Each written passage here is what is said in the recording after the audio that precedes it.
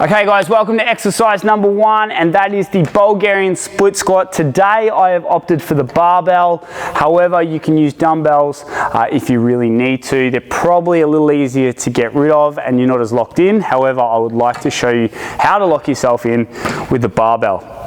So our setup phase for the Bulgarian split squat, what I want you to do is plant your hands about a thumb width out from where the bar goes from rough to smooth. This will allow enough room for our body to get in and under the barbell. From here, we're going to pull our shoulder blades back and allow our chest to sink into the barbell, but keep our arms nice and locked. This is going to prime our traps for the movement upcoming. Pretend that you've put a clip on your traps and that is where they are to stay. So I'm going to keep them nice and locked on, nice and tight. Now I'm going to come in and under the bar and place the bar where it feels nice and comfortable. Here I'm going to roll my wrists forward and have my knuckles facing the sky. This will naturally pull my elbows back, but you can pull them back just a little bit further behind the midline of your body. From here with my pinkies, I'm going to activate my lats and pull down. This now shores up my back so that the bar feels as if it's a part of me. So again, let's go through this back setup. We're going to push our chest towards the barbell. We're going to clamp on, come in and under, knuckles to the sky, elbows slightly back, pulling the bar down.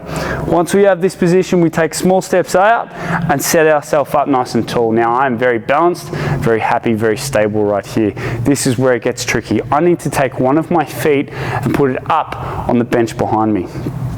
So up we go nice and tall. Again, steady ourselves, can keep ourselves nice and tight, bar pulling down.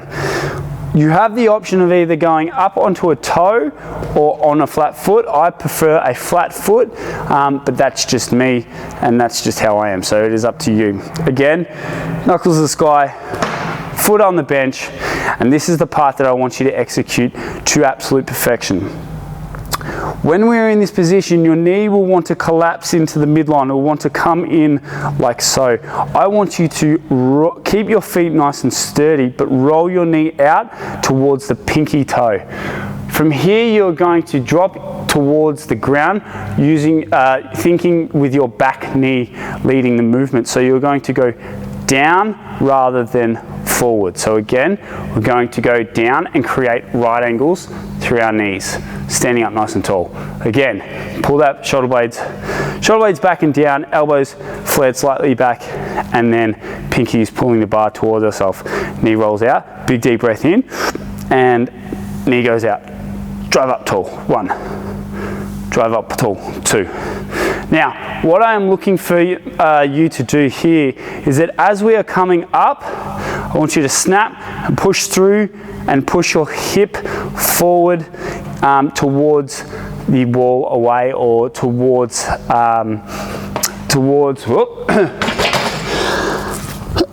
towards the forward part of your body. Well, that's a very poor description, but I want you to push your hip forward.